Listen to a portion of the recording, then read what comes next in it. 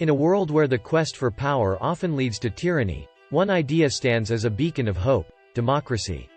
Imagine a system born from the radical notion that governance should rest not in the hands of the few, but in the collective will of the many. This isn't just a modern aspiration. It's a legacy handed down through centuries, from the ancient streets of Athens to the digital squares of the 21st century. Did you know that in ancient Athens, a city often hailed as the cradle of democracy, citizens used pieces of pottery to cast their votes? Or that the Magna Carta, signed in 1215, was a revolutionary document that challenged the absolute power of the king and laid the groundwork for parliamentary democracy in England? These historical tidbits are just the tip of the iceberg in the rich and tumultuous journey of democracy. But democracy's path has never been straightforward. It has faced, and continues to face, formidable challenges: wars and revolutions, ideological battles, and the rise of digital misinformation. Yet, it persists, evolving and adapting to meet the needs of its time. This resilience is a testament to democracy's foundational allure: the promise of freedom, equality, and justice for all. Join us as we delve into the origins, struggles, and triumphs of democracy. From the philosophical debates in ancient Athens to the global wave of democratization in the 20th century, and the pressing challenges democracy faces today. We'll explore how this ideal continues to shape our world, offering hope and a voice to billions. Welcome to Why is Democracy Born? A journey through time, ideas, and the unending quest for a better society. Get ready to be inspired, intrigued, and maybe even a bit surprised by the enduring power of the people. Chapter 1. The Ancient Beginnings. Once upon a time, in a world dominated by kings and emperors, a little city-state called Athens dared to dream differently.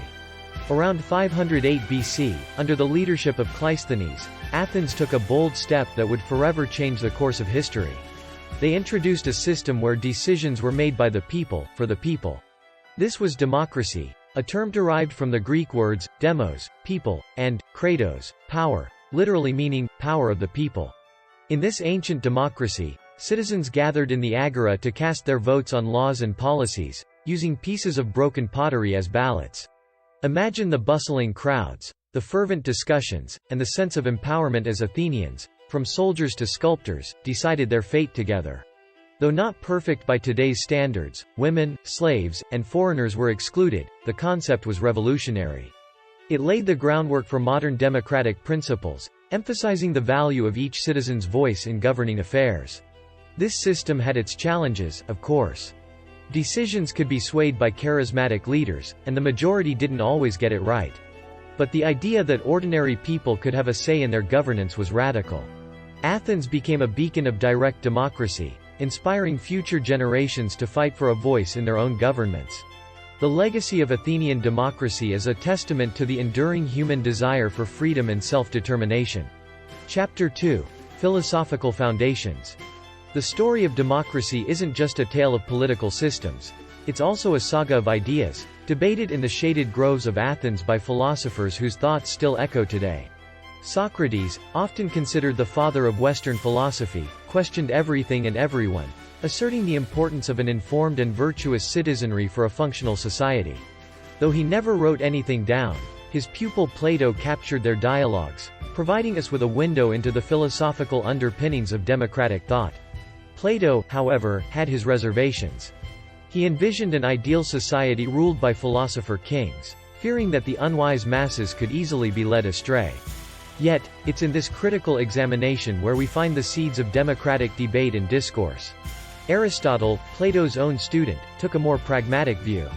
He categorized democracy as a perverted form of government but acknowledged its potential when balanced by laws and civic virtue.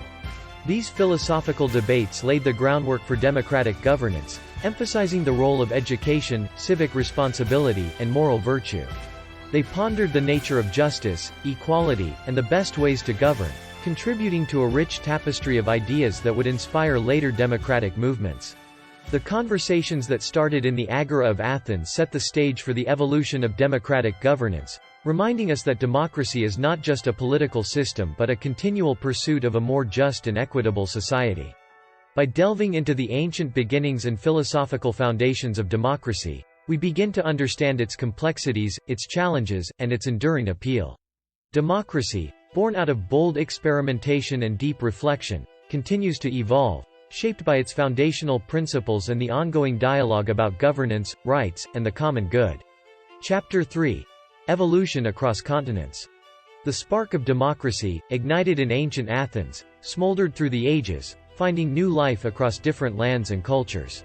As we journey from the Mediterranean to the cobblestone streets of medieval Europe, we see how the concept of people's power influenced various governance forms.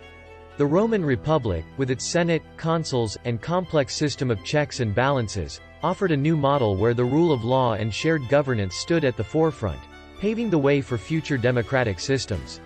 But democracy's journey was neither straight nor unchallenged.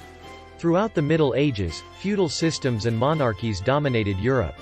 Yet, the seeds of democratic thought continued to sprout in unexpected places.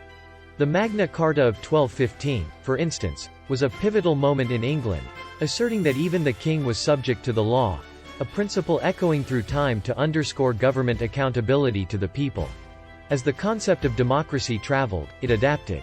The Iroquois Confederacy in North America, with its detailed system of governance based on collective decision-making and consensus, influenced the democratic ideas of the European settlers who would later draft the United States Constitution.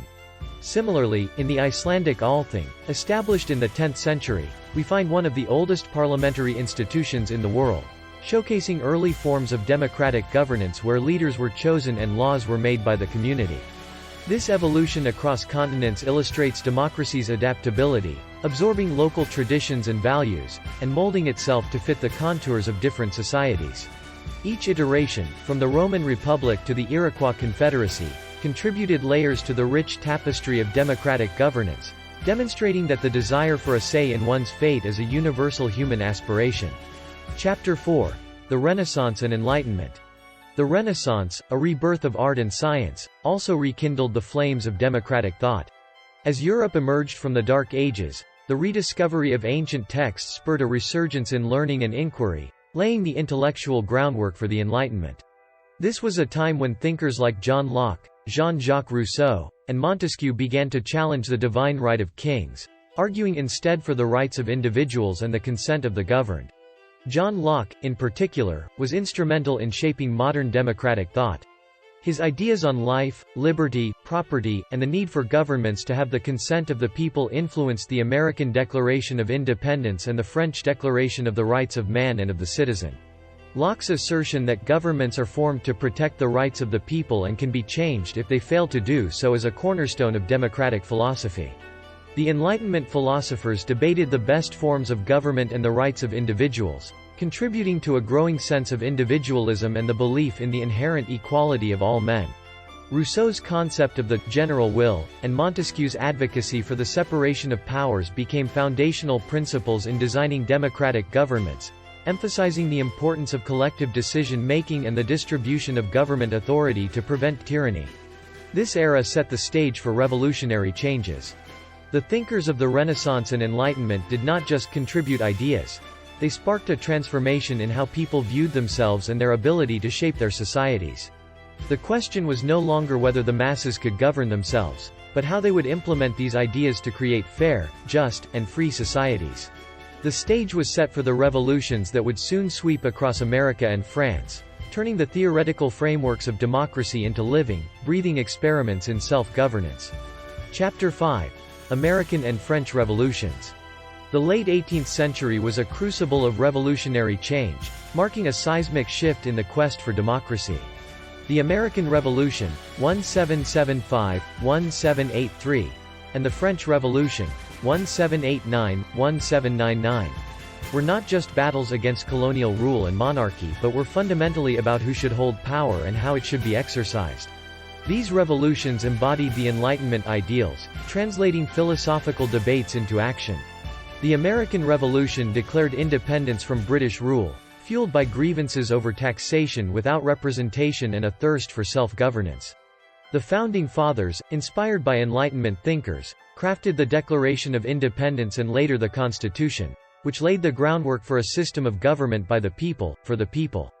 This was democracy in action, with a focus on individual liberties, the rule of law, and a government whose power was derived from the consent of the governed. The French Revolution, while initially inspired by similar ideals of liberty, equality, and fraternity, took a more tumultuous path. It sought to dismantle the oppressive structures of the ancient regime and establish a society based on merit, freedom, and equal rights. The revolution was a complex and often violent struggle, leading to the Reign of Terror and eventually the rise of Napoleon Bonaparte.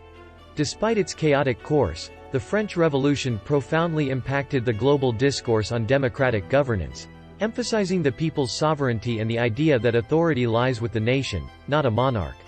These revolutions did more than just overthrow tyrannies. They sparked a global conversation about governance, rights, and the nature of freedom. They showed the world that democracy was not only a philosophical ideal but a viable form of government. The ripples from these events spread far and wide, inspiring other countries to question their own systems of governance and, in many cases, to fight for their democratic rights. Chapter 6. 19th and 20th Century Expansions. The 19th and 20th centuries witnessed the slow but steady expansion of democratic ideals across the globe.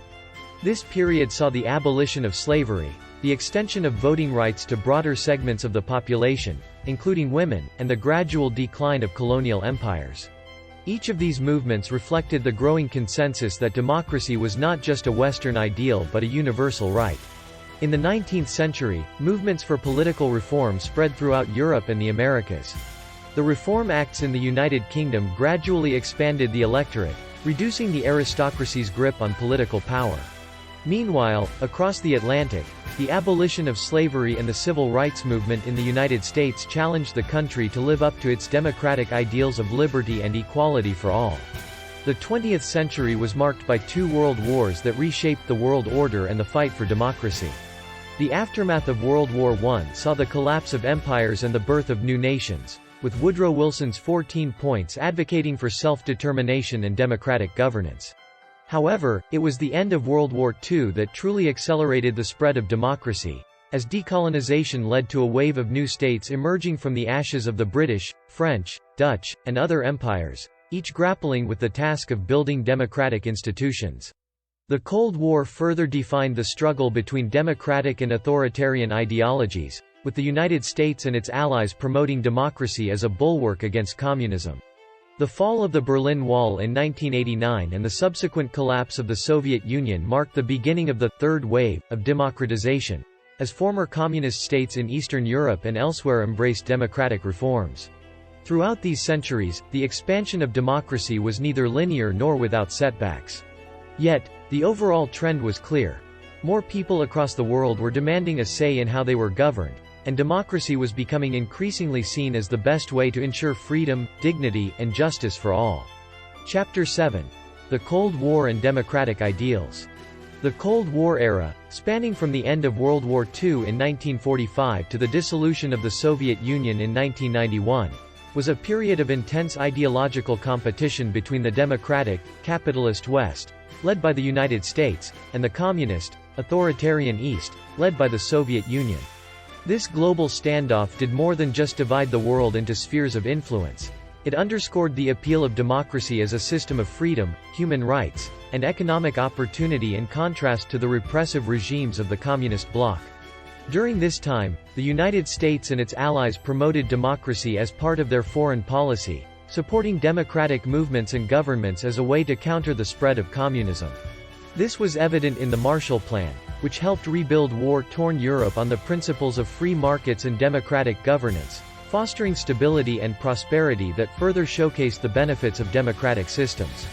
The Cold War also saw the emergence of international institutions that supported democratic values and human rights, including the United Nations and its Universal Declaration of Human Rights in 1948, which set a global benchmark for freedom and dignity, reinforcing the ideals that democracies strive to uphold. However, the Cold War's dynamics also led to contradictions and complexities, with both superpowers sometimes supporting authoritarian regimes for strategic reasons. Despite these contradictions, the era highlighted the stark differences between democratic and authoritarian systems, especially in terms of individual freedoms, rule of law, and economic opportunities, making a compelling case for the superiority of democratic governance.